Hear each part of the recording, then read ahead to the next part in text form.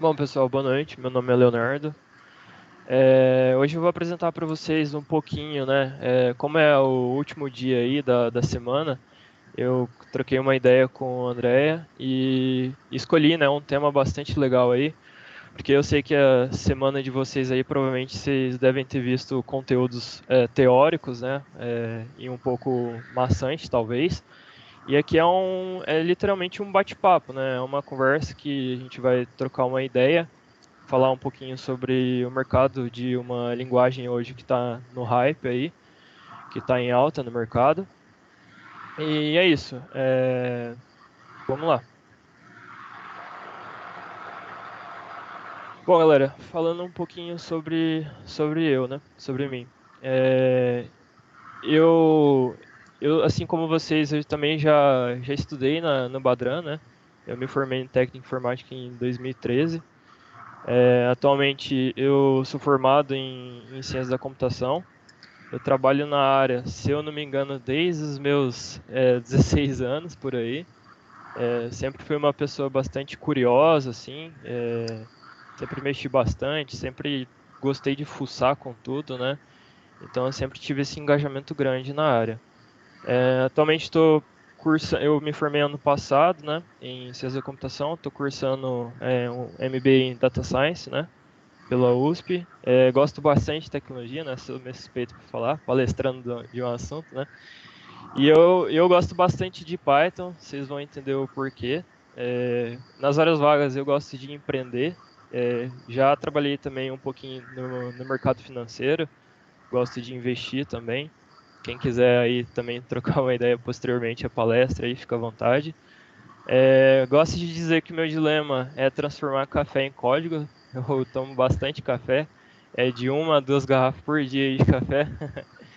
E eu gosto muito, uma coisa que eu descobri esse ano, meus esportes aí favoritos, que eu comecei a correr e pedalar aí. E é isso. Leonardo, Falando. só um Aham. minutinho. O convidado 4 entrou. Seu Ah, tá. convidado, Tá tá? ok. Falando um pouquinho sobre a minha história, galera, eu acho assim, tipo, eu vou contextualizar um pouco, porque como é um bate-papo, eu acho legal eu trazer um pouquinho da minha história, até mesmo porque muitos de vocês podem estar num técnico, às vezes vocês estão no início da carreira e não sabem muito bem por onde ir. Eu tinha bastante dúvida nesse sentido, de ter um direcionamento das coisas que eu deveria fazer. E eu não tinha ninguém nessa época, né, para me orientar e falar, cara, ó, segue esse caminho que vai ser o melhor. Então foi basicamente um discovery que eu tive que fazer. Tive que ir testando aos poucos, né, e me descobrindo ao longo desse caminho. Então eu acho bacana contextualizar os meus passos, porque às vezes vocês podem levar isso como uma inspiração ou talvez tirar alguma coisa que vai ser relevante para vocês. Enfim, em 2013 eu me formei no Badran, como eu mencionei. Foi para mim uma das melhores experiências, porque nessa época eu lembro que eu estava no ensino médio e eu não sabia exatamente o que eu queria fazer, eu tinha várias opções, mas não sabia ao certo sobre o que eu ia trabalhar.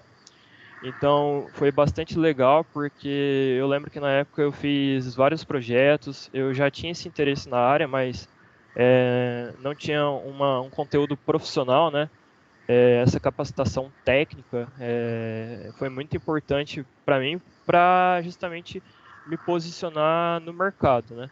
É claro que a gente sabe que a nossa área é uma constante evolução, a gente tem que estar sempre atualizado.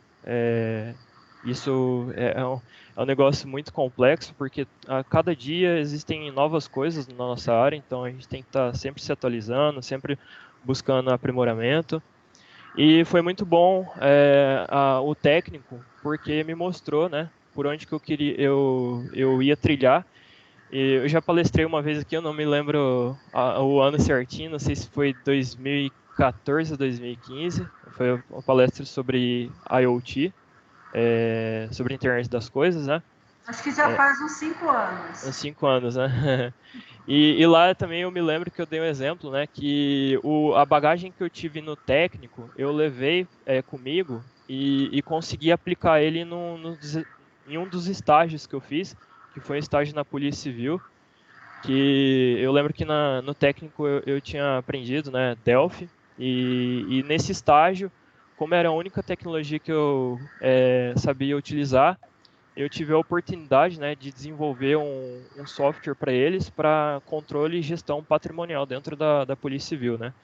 Então foi uma das coisas que me ajudou muito. Eu trouxe essa bagagem do técnico, né?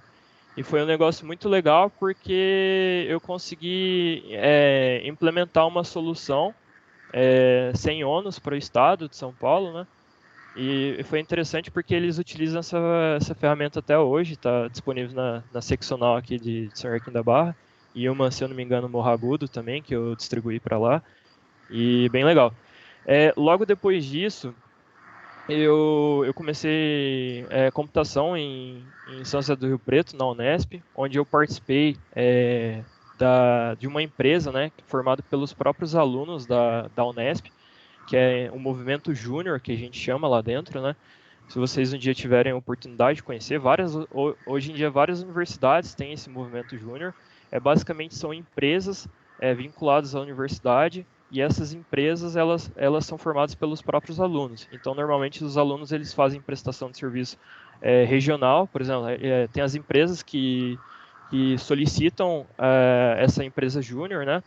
Empresas da região, e a empresa júnior ela cobra um custo relativamente baixo ao mercado para estar podendo fazer esse engajamento dos alunos e poder reinvestir também esse dinheiro que é capitalizado pelos integrantes da empresa júnior nos próprios alunos, com cursos, capacitação e entre outras coisas. Então é bem interessante.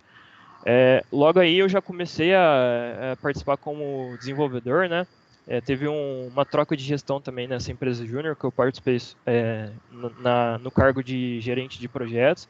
Foi muito interessante porque eu aprendi algumas coisas sobre engenharia de software também que me ajudaram bastante, principalmente na questão de análise e levantamento dos requisitos dos produtos que a gente ia desenvolver, e entre outras coisas. E logo depois disso, eu transferi, né, a faculdade que eu fiz na Unesp em São José do Rio Preto para a Unip em Ribeirão, né? Meio que ficou um pouco insustentável porque eu peguei 2 greves aí, mas são coisas da vida.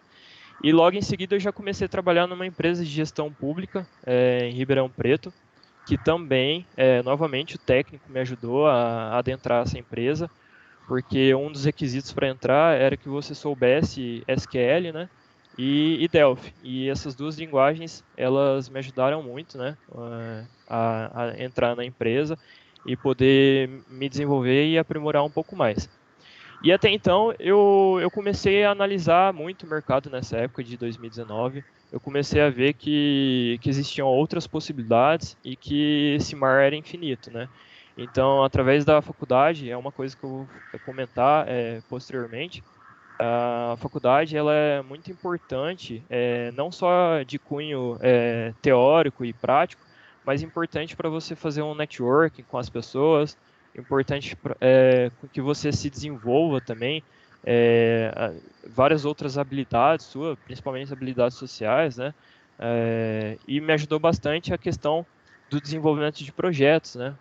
Na questão de desenvolver um portfólio com vários projetinhos, e isso foi muito importante para eu estar entrando, né, nessa próxima empresa que eu vou citar agora, que é a Blue 3, né? A Blue 3 é um escritório de investimentos de Ribeirão Preto, é um escritório da XP Investimentos. Lá foi o meu primeiro serviço que eu trabalhei com Python. Lá a gente trabalhava bastante com CRM, que é basicamente um site que você faz captação de novos clientes, né? E tem todos os processos e uma infraestrutura por trás. Trabalhei bastante com ETL, que hoje a gente utiliza bastante no mercado, que é uma ferramenta que faz extração de dados e faz a normalização desses dados.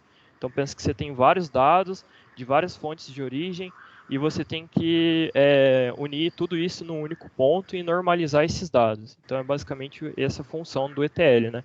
Para que a gente possa trabalhar em cima desses dados, lapidar esses dados e tenha os dados normalizados no final para eles serem utilizados para tomada de decisões pela empresa e tudo mais. Então eu trabalhei com ETL, com BI, que é essa parte de inteligência de dados também, né, para tomada de decisão, principalmente da diretoria, e várias outras rotinas, desenvolvimento de website, enfim.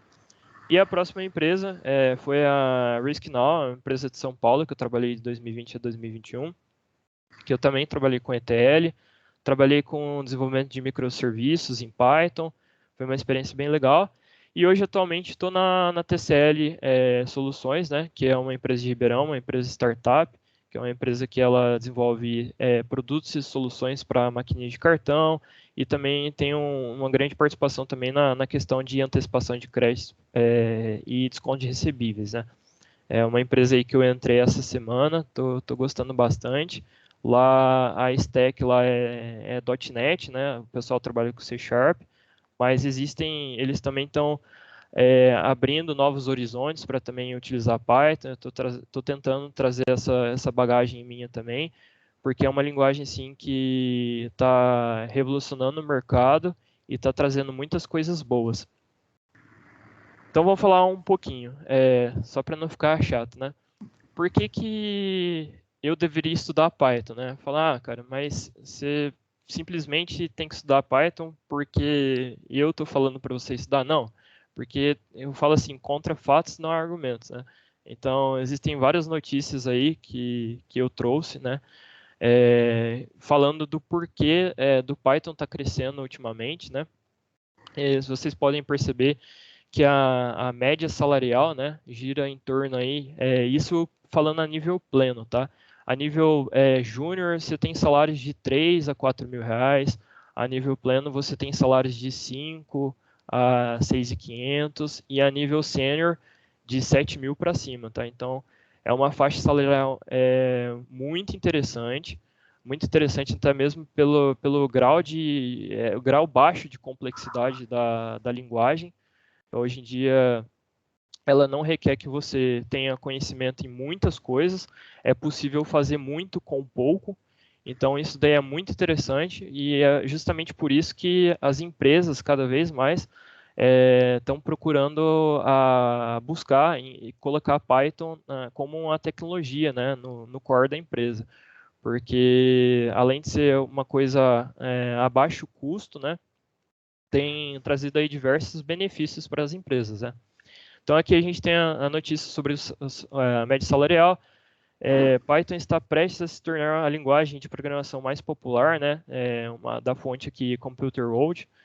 Python domina como plataforma para novas tecnologias, diz relatório de classificação do I3E, né?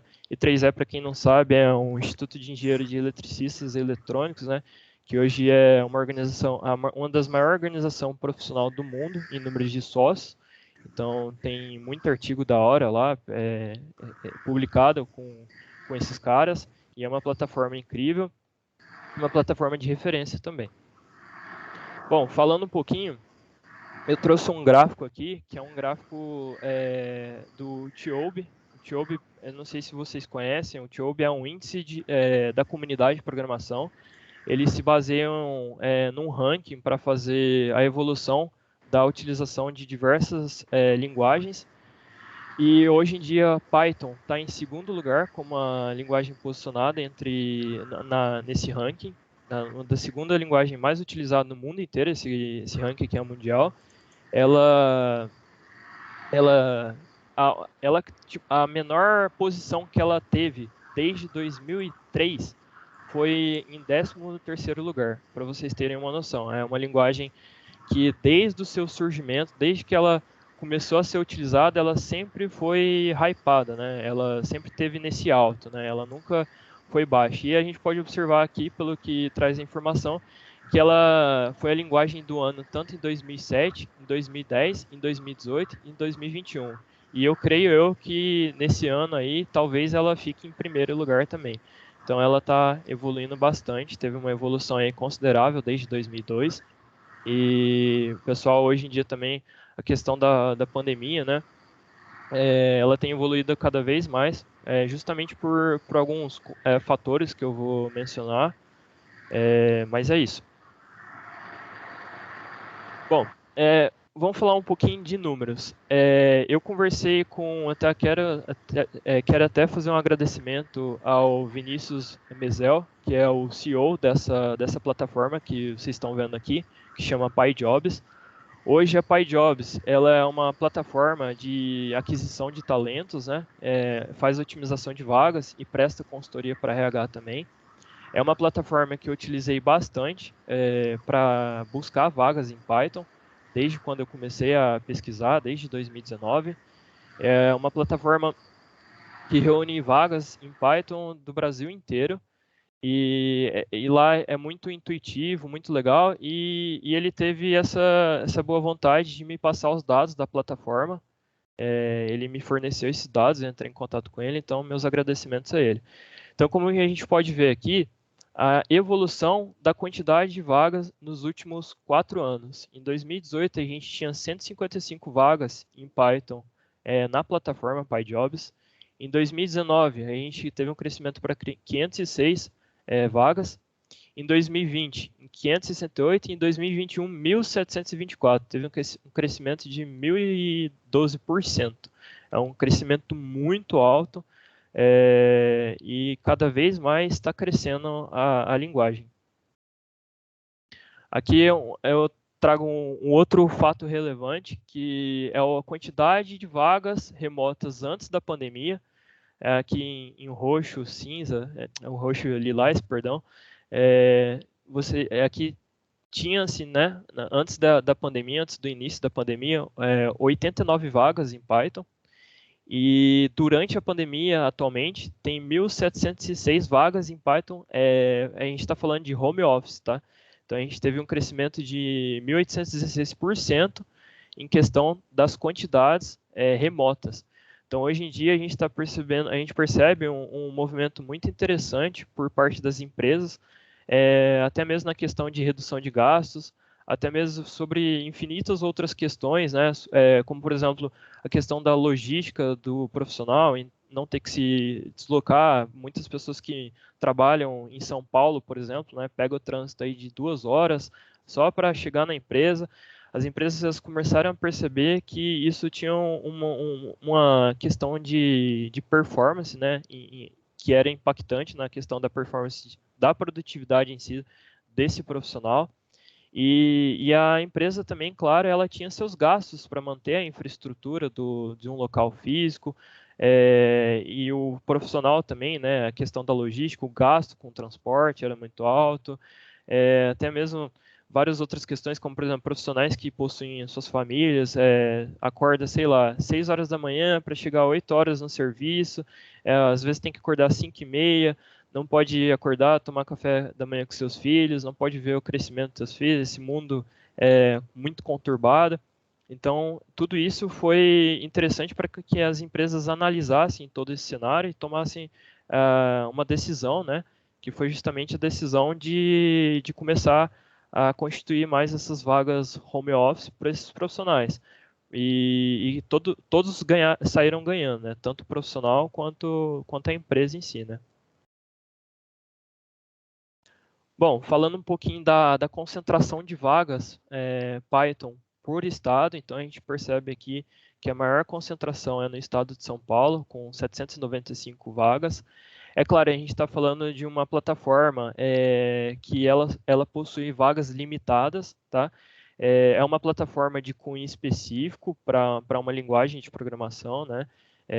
Que reúne programadores Python, né? Não é, por exemplo, uma plataforma igual ao LinkedIn, que é uma plataforma bem maior, mas é bastante interessante esse gráfico porque mostra que a maior concentração, né, tá em São Paulo, enfim.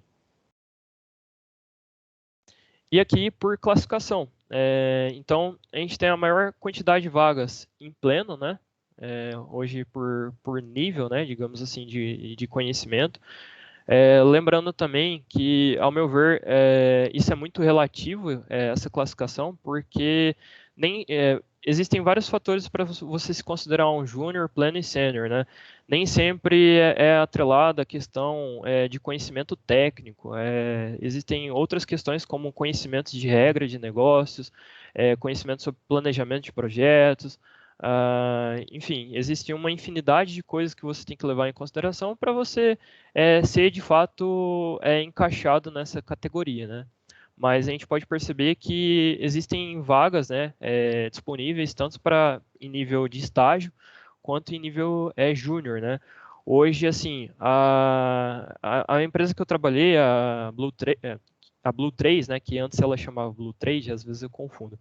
Mas essa empresa, ela, como que começou o meu engajamento, né? Eu comecei lá trabalhando, eu comecei como um júnior em Python, né? Eu lembro que eu estava muito estagnado na questão de tecnologia, onde que eu estava trabalhando, na Smar, né? A empresa de Ribeirão que eu mencionei, que é uma empresa de gestão pública, e eu estava querendo abrir novos horizontes, né? Na questão de trabalhar com outras tecnologias, trabalhar com tecnologias modernas, trabalhar um pouco com a questão também de dados, que eu sempre gostei, né? Então eu comecei justamente a ter esse direcionamento e objetivo da minha carreira, né? E é muito interessante porque hoje em dia o Python existem muitas vagas para júnior, porque as empresas elas percebem que a curva de aprendizado da linguagem ela é baixa. Então não é uma linguagem difícil, é uma linguagem muito parecida com o inglês, é uma linguagem de fácil aprendizado. É uma linguagem que não requer tanto recurso para você estar utilizando. É uma linguagem hoje é considerada, né, como também para iniciantes em programação. Então é bem interessante porque você consegue trazer essa bagagem teórica que vocês provavelmente aprenderam aí nas disciplinas de algoritmo, né, utilizando Python por conta da simplicidade dela, né? Bom, aqui eu gostaria de dar algumas dicas, né? O caminho das pedras para a área de TI, né? Então, qual é o primeiro passo, né, para adentrar no mercado, né? Isso era uma das coisas que eu ficava com muita dúvida, né? Por onde começar? Porque até então eu estava fazendo um técnico em informática, mas eu não sabia exatamente o que fazer depois que terminasse o técnico, né? E eu ficava com essa dúvida, mas e agora? Eu procuro um estágio na área e eu vou procurar um estágio em que exatamente? Como um suporte, como programação, como técnico em redes, em qual área eu devo procurar? Bom, é muito importante você conhecer o mercado e conhecer os segmentos do mercado. É muito importante que você se preocupe em não ficar estagnado, no sentido de sempre pensar no seu crescimento profissional, né? Ou seja, nunca deixar de estudar, né? Sempre procurar novidades e procurar esse crescimento profissional. Por que que eu falo isso? Porque muitas das vezes a gente fala, mas eu vou fazer tal coisa, e você simplesmente se fica estagnado com essa ideia de que não existe essa possibilidade. Muitas das vezes a gente tem esse entrave e esse bloqueio, né, de não acreditar na nossa própria capacidade, e eu te falo que todos nós somos capazes, é uma questão de querer, né, e todo mundo tem a capacidade. É claro, muitas vezes alguns têm um pouco mais de oportunidade que outros, mas é possível sim fazer uma limonada aí com limões, né? Mas falando um pouquinho sobre esse primeiro passo, é justamente isso. E você conhecer um pouco mais do mercado. Se você não souber exatamente as áreas que existem dentro da área de TI, porque são várias áreas, né? De você conversar com algum profissional, trocar uma ideia, fazer esse networking é importante, né? Ter esse conhecimento e essa visão, né, geral é muito importante para que você tenha esse direcionamento e essa tomada de decisão para a tua carreira, né? Quais as preocupações que eu preciso ter para a minha carreira? É como eu disse, de não ficar estagnado, né? De não entrar num estado aí de comodidade, de sempre procurar essa evolução, de sempre estudar e aprender coisas novas, seja fazendo curso, seja lendo artigos novos, notícias novas, acompanhar as tendências do mercado, isso é muito importante. e ter esse ânimo, né? Quem gosta da nossa área sabe que é uma área, muitas das vezes, é um pouco frustrante, porque você tem muitos problemas, mas que no final é benéfico no sentido de que você consegue criar uma solução para resolver um problema e até mesmo pode ser uma solução que vai ajudar a sociedade, por exemplo. Então, é uma coisa muito benéfica isso. Será que devo possuir algum direcionamento? Exatamente como eu falei. Essa questão de direcionamento é essencial para você ter um objetivo. E você tendo esse objetivo, você precisa trilhar exatamente o teu caminho para você conseguir chegar nesse objetivo. Então, por exemplo, eu quero trabalhar com o desenvolvimento de website, mas o que eu preciso, qual é a bagagem que eu preciso ter e qual é a bagagem que eu preciso me capacitar para eu trabalhar com o desenvolvimento de website. Então, esse entendimento é extremamente importante para você conseguir diferenciar, porque muitas das vezes a gente tem muito acesso à informação, a muitas informações, e a gente não consegue ter esse filtro das informações, não consegue saber o que é mais relevante para nós mesmos, né? Então, a escolha do nicho de mercado importa. O nicho de mercado ele importa porque ele também faz parte do direcionamento, né? Dependendo da área de atuação que você vai escolher, o nicho de mercado ele deve ser estudado. Então, por exemplo, quando eu fui trabalhar com Python, eu falei, eu me perguntei assim, mas espera lá, tipo, Python é uma linguagem muito moderna que está sendo bastante utilizado, mas quais são os tipos de empresas que utilizam Python naquela época, né, em 2019 2020? Eram as empresas que mais estavam utilizando Python, principalmente na região de Ribeirão Preto, eram empresas como iClinic, empresas do setor financeiro, empresas de gestão de saúde, empresas que trabalhavam com dados, análise de dados, outras empresas que trabalhavam também com desenvolvimento de website, né? Porque Python tem frameworks que te possibilitam trabalhar com desenvolvimento de website. Então, tudo isso eu tive que estudar antes de fato em decidir a trilhar esse caminho, né? Então, muitas vezes a gente fica desanimado, mas é o que eu sempre digo, tenham bastante foco, não desanimem, porque é um caminho longo até você chegar no teu objetivo, mas eu tenho certeza que tendo clareza sobre esse objetivo e força de vontade, principalmente proatividade, né, vocês conseguem. Então, uma das coisas também que eu gostaria de falar é fazer ou não fazer faculdade. Gente, hoje em dia, isso é muito relativo para a nossa área.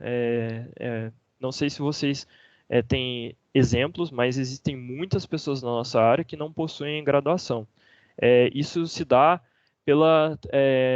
por ser uma área muito difundida, né? É uma área que começou lá com matemáticos e físicos e foi uma área assim que hoje em dia qualquer pessoa tem acesso à programação. Então, eu já vi, por exemplo, advogados fazendo MBA em Data Science, já vi médicos trabalhando com Python em análise de dados, por exemplo. Então, é uma área que não tem um público-alvo X. Geralmente, sim, existe um percentual de pessoas que gostam de tecnologia e estão trabalhando na área, mas é uma área assim que tem profissionais de várias outras áreas, né? Então isso está muito difundido. Então essa questão de fazer ou não faculdade é uma questão relativa. Mas se eu fosse dar uma indicação, eu indicaria vocês fazerem uma faculdade, porque a faculdade é uma coisa muito boa. No sentido de que vai te ajudar principalmente a ter esse direcionamento que eu comentei, a ter esse networking com profissionais, seja com professores dentro da universidade. Você vai ver coisas novas que você não viu. Você, inclusive, vai desenvolver outras skills também, outras habilidades, como habilidades, por exemplo, sociais, né? Outras questões de ter um pensamento mais evoluído, no sentido de pensar num contexto bem maior. Você, além desse network também, existe a questão dos projetos, isso é muito importante, né? Porque eu lembro que na Unip eu aproveitei, cada semestre lá eu fazia um projeto específico, né? E esse projeto eu aproveitava para aprimorar o meu portfólio. E isso me ajudou muito quando eu participei de entrevistas, inclusive para trabalhar com Python. Eu sempre enfatizava esses projetos que eu desenvolvia na faculdade na entrevista, e os entrevistadores eles gostavam muito disso. Então, por isso que a gente tem que desenvolver um portfólio, né, para ter algo palpável, porque assim, hoje em dia, como que você entra numa empresa? Ou você faz um teste, isso a maioria das empresas aplicam, mas eu já entrei em empresas 2 vezes sem fazer teste, porque os caras só analisavam o meu currículo e os projetos que eu tinha desenvolvido, porque hoje como todo mundo tem acesso muito fácil, então você tem o GitHub, que é uma plataforma que você pode colocar os teus códigos, né, fazer o versionamento dos seus códigos, e no GitHub você pode colocar os teus projetos. Então, os recrutadores podem analisar você, como você programa, através do teu GitHub e do teu portfólio, né? Então, isso é bastante importante. Começar como estagiário ou iniciar como júnior? Essa é uma questão que muita gente tem dúvida, né? Ah, mas será que eu começo estagiando ou será que eu começo logo de cara como júnior, né? Então, a questão é o seguinte, isso é muito relativo, vai depender de você. Se você se sentir confiante, você for uma pessoa que você se considera autodidata e você tem proatividade, compensa você enxergar, né, essa oportunidade e começar como um júnior e encarar isso como um desafio. Mas caso você não tenha esse grau de confiança e você queira aprimorar um pouco mais as suas habilidades, né, é legal você também fazer um estágio para desenvolver essas habilidades e aí sim estar preparado para iniciar a carreira como um júnior, né? Bom, alguns truques para a carreira como desenvolvedor. Coisas que eu já falei, né? Como possuir um direcionamento e objetivo e proatividade, né? Acompanhar as novidades, então acompanhem podcast. Se eu fosse indicar para vocês podcast para vocês ouvirem, eu indicaria o Hipster Tech, né? Que é um podcast bacana. Dev na Estrada, que é um outro podcast muito legal também. O pessoal, geralmente o pessoal desses podcasts, eles contratam vários profissionais de várias outras empresas, eles trazem a visão desse profissional em relação ao mercado, em relação à empresa que esse profissional trabalha e até mesmo as tecnologias que ele trabalha nessa empresa. E eles trazem muitas questões também, você quer entrar no mercado X, então o que eu tenho que estudar exatamente? Então é muito legal para você acompanhar as novidades. Acompanhar também, ler bastante artigos, né? Eu indico aí o Medium, que é uma plataforma hoje que possui bastante artigos, assim, para você estar lendo. E sempre usar o famoso Stack Overflow, né? Para quem não conhece, aí é ao seu favor, né? Que é uma plataforma que é uma comunidade gigante aí, que geralmente as pessoas têm problemas em comum e elas se ajudam a solucionar esses problemas, né? Então é bastante interessante, assim. A questão de buscar sempre o aperfeiçoamento, né? Então, é que nem eu falei, nunca deixe de estudar, que a nossa área está em constante evolução, né? E por isso que é sempre bom acompanhar as novidades do mercado.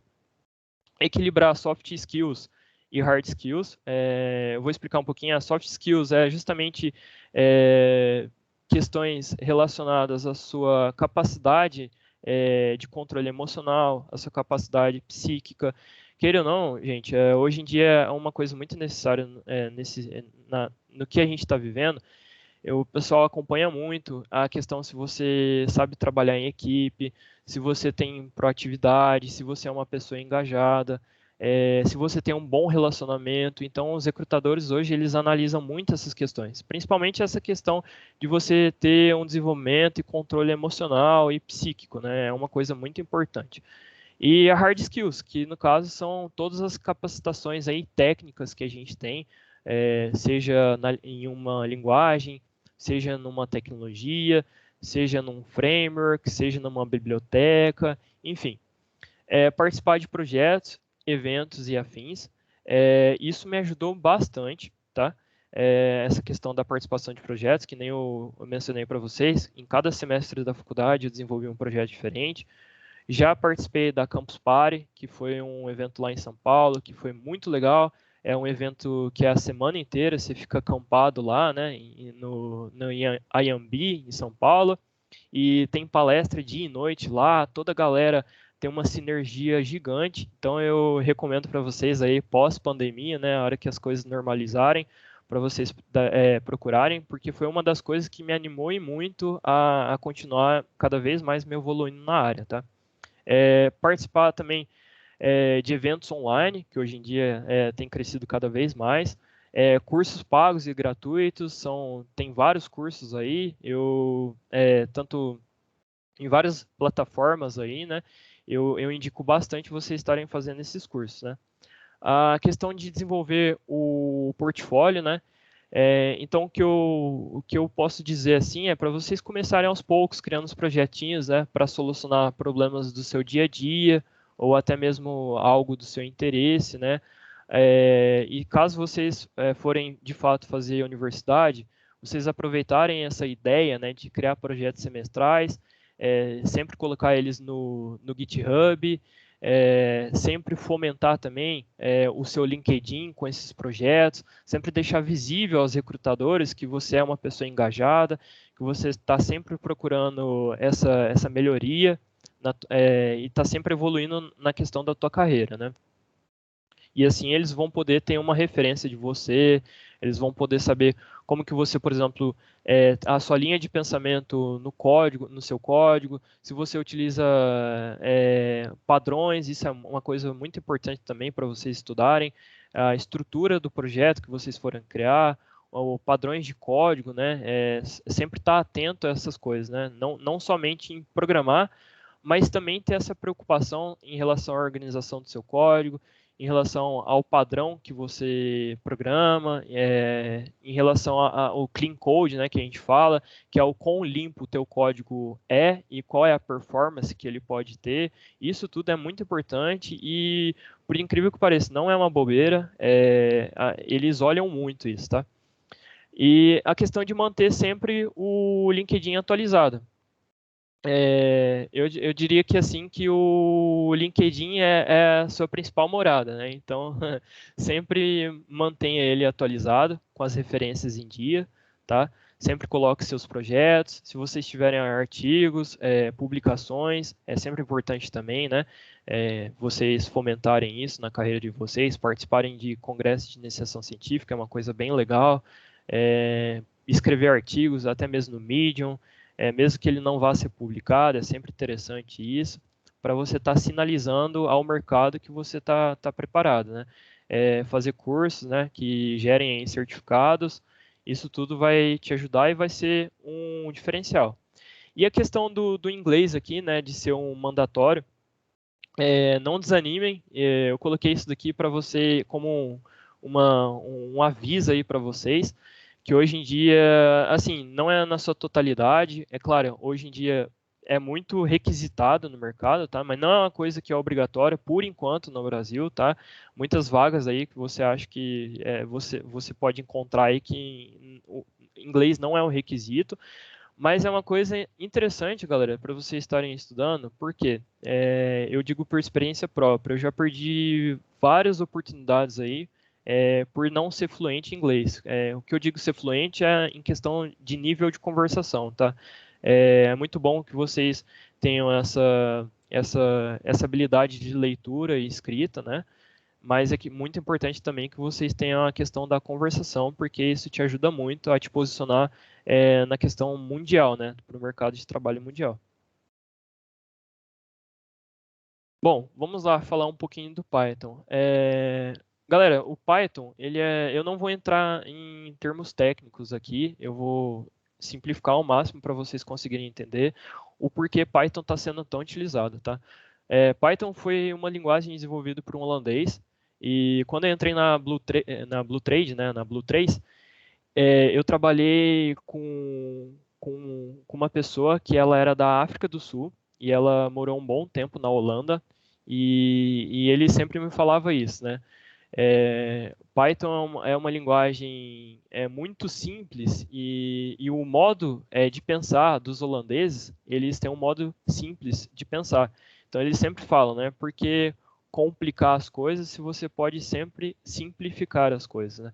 Então o Python parte desse pressuposto, né?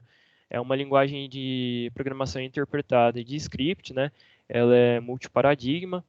Multiparadigma no sentido de ser imperativo, né, funcional e orientado a objeto. Então você consegue utilizar o paradigma imperativo, que é, por exemplo, o que vocês aprenderam em algoritmo de computação, né, que é linha a linha de código, né, tem aquela instruçãozinha de bolo, né, receita de bolo. É funcional, você consegue utilizar funções funcionais, como lambda e entre outras funções, e é orientado a objeto, né? Você consegue ter objetos, criar classes e tudo mais. Um dos problemas da linguagem, né, é o fato dela não, se você é relativo, né, depende do ponto de vista, é o fato dela não ser tipada, né? Isso é uma linguagem que traz muita liberdade, mas é uma linguagem que traz alguns problemas nesse sentido, porque a gente sabe que ter uma linguagem tipada pode te ajudar a você manter a qualidade dos dados, né? Então existe esse problema. É uma linguagem portável, né, pelo fato dela ser interpretada, ela é resumida, rápida, flexível e open source. Essa questão de open source, galera, é uma questão, ela tem um código aberto, é uma das melhores coisas que existem em Python. Por que eu falo isso? Porque hoje em dia a comunidade de Python é uma comunidade muito unida e é uma comunidade muito grande. Então você vai ter um acervo aí gigantesco de bibliotecas que você pode utilizar para resolver seus problemas. Então, e geralmente são bibliotecas abertas. Então você pode, eu tenho um probleminha aqui, mas eu vou perder um certo tempo resolvendo. Será que alguma pessoa já teve o mesmo problema e eu posso utilizar dessa solução para a minha? Sim, muito provavelmente que teus problemas já tenha sido resolvido. Isso que é o legal. Inclusive, eu vou falar isso no próximo slide. Mas aqui a gente tem um chartzinho, né, que ele fala, como você está voando, né? Eu aprendi isso na última noite, é tudo muito simples, né? Aqui ele traz até um exemplo de Hello World, né, que é só você printar, né? E ele fala de novo, né? Junte-se a nós, programação se tornou algo divertido, né? E ele pergunta aqui, mas como você está voando, né? Eu falo, eu apenas digitei import anti-gravity, né? E ele já saiu voando aqui. Então, para vocês, um chartzinho aqui que traz o porquê a linguagem é tão simples. E aqui falando um pouquinho sobre como as empresas elas veem Python, né? Primeiro ponto, a produtividade sem erro, né? Que é isso, né? A linguagem é muito simples, a linguagem é intuitiva, como eu disse, é uma linguagem que ela se assemelha muito ao inglês, então é muito intuitiva quando você está escrevendo, né? Ela permite várias arquiteturas, né? Você pode usar tanto uma arquitetura monolítica, como uma arquitetura serverless, quanto uma arquitetura de microserviço.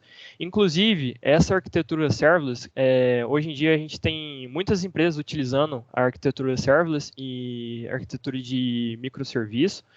E isso está se tornando algo extremamente barato para as empresas, porque muitas das vezes as empresas elas estão optando a utilizar essa arquitetura serverless, que é que você tem o seu próprio código e você pode mandar, por exemplo, uma plataforma, como por exemplo a Amazon. A Amazon tem a sua estrutura serverless. Você pode mandar para ela e ela executa e ela faz um custo a cada chamada de execução desse código, por exemplo. Então, por exemplo, eu tenho se eu não me engano, era 20 centavos de dólares para você fazer algo relacionado a 1 milhão de chamadas, por exemplo, desse código. E você não precisava se preocupar com a estrutura. O que eu digo de infraestrutura, né?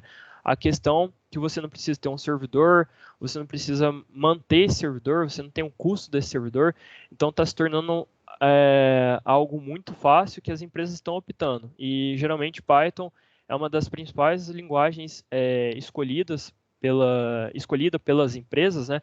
Justamente por conta dessa redução de custos, né? E como você tem uma curva de aprendizado muito baixo, esse ciclo ele acaba se tornando vicioso, porque as empresas adotam Python e os desenvolvedores também se beneficiam por aprender essa linguagem, porque se você tem muitas empresas com muitas vagas adotando a linguagem como Python, você também vai ter um crescimento de muitos outros profissionais querendo aprender Python. Logo, por isso desse ciclo vicioso, né?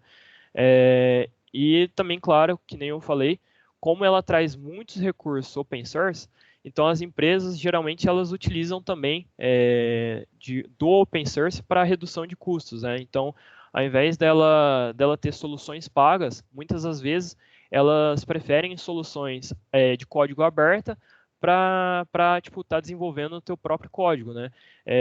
Teve um caso lá na Blue Trade que a gente tinha que desenvolver um BI e um BI naquela época ia custar muito caro, né? Porque a gente tinha que ter toda uma plataforma para a própria diretoria acessar, ter os seus relatórios de BI e poder fazer a tomada de decisão, né? Então, nós optamos em utilizar uma ferramenta chamada Odoo, né? Que é a versão Odoo Community, que era uma ferramenta toda desenvolvida em Python e ela era simplesmente open source. Então, a gente pegou essa ferramenta, customizou para o que a gente precisava e simplesmente a gente saiu ganhando aí horas de programação que a gente iria perder para criar a ferramenta do zero. Então, as empresas estão se beneficiando muito com essa redução de gasto de tempo, redução de custos, enfim. E aqui eu trago na direita algumas empresas que utilizam Python, né? A própria Google, a Olist, que é um e-commerce que faz integração de vários marketplaces aí, né? Vários players do mercado, a Magalu, Jus Brasil, Escavador, a iClinic e a Biblu, que são empresas de Ribeirão Preto, a Estônia, Serasa e atualmente TCL Soluções, que está também aderindo, né? Já aderia, né? Mas está cada vez mais aderindo, Python. Enfim, são várias empresas aí de âmbito nacional que estão preferindo utilizar Python, né? Seja para algumas rotinas ou seja até mesmo para o teu core como um todo, né? E aqui eu vou falar um pouquinho sobre os projetos que eu desenvolvi que me ajudaram a engajar na área e fomentaram, né, a minha carreira. Esse daqui, galera, foi um dos projetos que eu desenvolvi, que foi um dos projetos que me ajudou muito a começar a trabalhar com Python. O pessoal, assim, quando viu, gostou bastante e ficou impressionado na entrevista, justamente porque eles viram assim que era uma coisa assim muito legal e foi por conta desse projeto, na verdade, que eu fui contratado, por incrível que pareça. Mas é uma coisa muito legal de se mostrar para vocês terem essa noção e qualquer pessoa assim, tipo, que tenha um mínimo de experiência, nessa época eu não tinha absolutamente nenhuma experiência em Python, eu simplesmente liguei os pontos e consegui desenvolver um negócio legal. Claro, eu já tinha uma bagagem nesse projeto. Ele é um projeto que eu desenvolvi, que foi um projeto de faculdade, tá? Se eu não me engano, eu estava no quarto ou quinto semestre de faculdade. E o tema do projeto era internet das coisas. E você tinha que usar um protocolo de comunicação em rede, né, que ele chama MQTT. E você tinha que simplesmente utilizar esse protocolo usando, né, o conceito de internet das coisas. Então, como eu já era meio fuçado, eu tinha uma Raspberry guardada e nem lembrava dessa câmera, uma câmera de visão noturna que uma vez eu tinha importado da China e estava jogada. Eu peguei essas coisas, né? Não sabia utilizar, não sabia como que funcionava essa câmera de visão noturna, tinha mexido poucas vezes com a Raspberry, e simplesmente eu saí pesquisando. E foram coisa de um mês para criar esse projeto. Eu usei um algoritmo, né, que ele faz o reconhecimento facial. E essa câmera, ela tira uma foto qualquer. Se você tiver, por exemplo, com o rosto, ela reconhece o teu rosto, né, mesmo de noite, e daí ela faz o destravamento de uma fechadura eletrônica. Então era um tema relacionado à internet das coisas para segurança residencial. Isso não digo que foi facinho, mas foi relativamente fácil em desenvolver isso, porque eu não conhecia nada sobre processamento de imagem, eu ainda não tinha feito essa disciplina, não conhecia nada sobre reconhecimento facial, por exemplo. Então, foi coisas que eu fui pegando, digamos assim, igual eu mencionei para vocês, dessas bibliotecas open source, desses projetos open source, e fui me baseando, mas será que realmente eu consigo fazer isso? Será que eu consigo empacotar uma imagem, enviar via esse protocolo de rede e chegar do outro lado do servidor, descompactar essa imagem, fazer uma análise dessa imagem, fazer o reconhecimento facial?